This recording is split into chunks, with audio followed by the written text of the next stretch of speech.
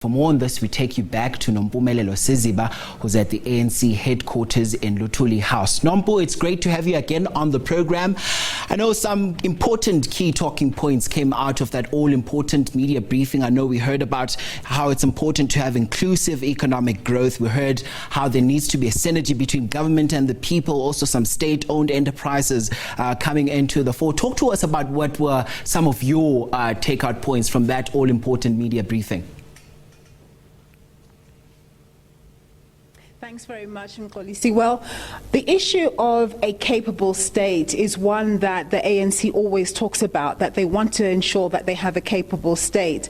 And given the history that we have, around state capture, and not even state capture, just the basic delivery of basic services, like water, sanitation, filling in potholes and things like that, the daily lived experience, particularly by poorer members of the community, is not a great one at all. So that was a question that we put to them, to say that you have all these great plans about delivering this and delivering that, but can you really assure people that you'll be able to do that? They say that they've taken lessons from the past, and that going forward they are going to be ensuring that people who are in positions where they have to deliver services will be better able to do so. Of course, only time will be able to tell.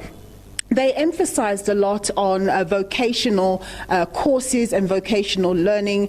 We know that TVET colleges at the beginning of the ANC dispensation were actually shut down, many of them, and then there was the realization that, we actually need to train more youngsters and so on and so forth. They're saying that they're re-emphasizing that, saying that TVET colleges need to work better to ensure that we can generate plumbers and other types of what do you call them, artisans that are needed in the economy, because that has sort of been ignored, and that there needs to be a mindset amongst younger people not to feel that going to a TVET college is lesser than going to university. And besides, people have different abilities, and some people work better with their hands, some people are more cerebral, so they were saying that people need to get their heads around what they're able to do and go to the right institutions of learning so that they can play their part in the economy. As you mentioned in the introduction, the whole issue of SMEs, they say that they recognize that they've really taken their eye off the ball around the development of SMEs.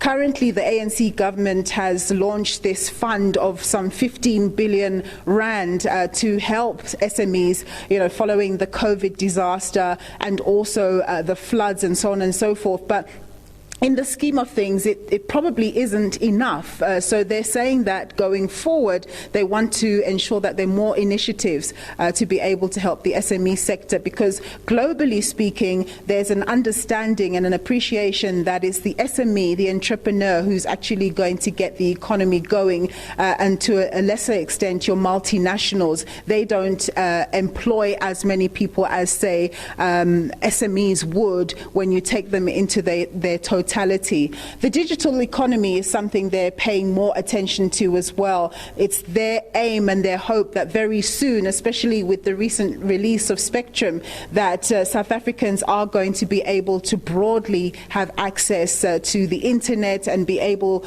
to learn and work digitally and just become more included, not only in our local economy but our global economy, because of course once you have access to the internet, you become a global citizen, and you can even earn money by working for somebody else internationally just by having an internet connection.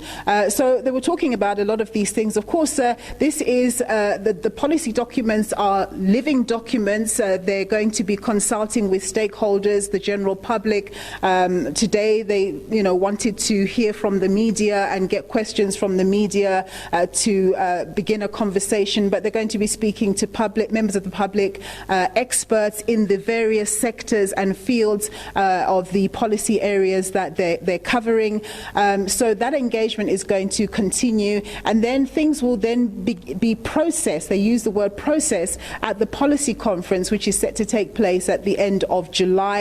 That's sort of 5 months ahead of the elective conference, which takes place between the 16th and the 20th of December, where that policy will be consolidated and firmed up for the future. So that's basically, in a nutshell, what came out of this briefing. It's a very wide-ranging briefing, of course, because you're talking about the economy. It covers so many facets.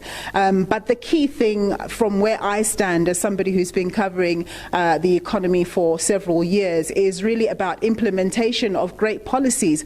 We need to see that these great ideas that the ruling party has, or that the ANC has, actually comes to fruition on the ground. We don't hear about things like policy and lack of capacity and so on and so forth. They seem to be saying that going forward, there's going to be less of that, but only time will tell. Mxolisi. Time will tell indeed, Nompu. And you're mentioning a critical aspect, which is the implementation aspect. And as a person who's been covering the economy for so long, we've heard about some of those grand plans that were announced around the economy. How realistic are those plans that were discussed today? Well, you know what? Where there's a will, there's a way. And when you've made so many mistakes and you have not delivered in the way that the ANC has not delivered on some areas, this is really an opportunity for you to make amends, especially when you're hearing communication from the general public. When we look at the results of the local government elections in 2021, for example, it was a resounding, people were saying that they were not satisfied, particularly at the local government level, because that's where people receive their services, or in some cases don't receive services at all. So I think that this is an opportune time for the ANC to really get their house in order.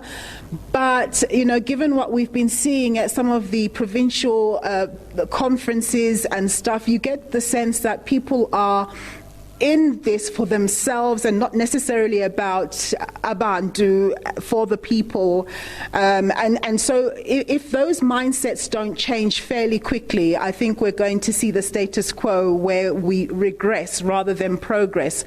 But one should always remain optimistic, I think. Don't you think, Mxolisi? I think so too. Nompumelelo Siziba is there for us at the all-important the economic transformation at the ANC's headquarters in Luthuli House. She was covering that media dialogue on economic transformation there.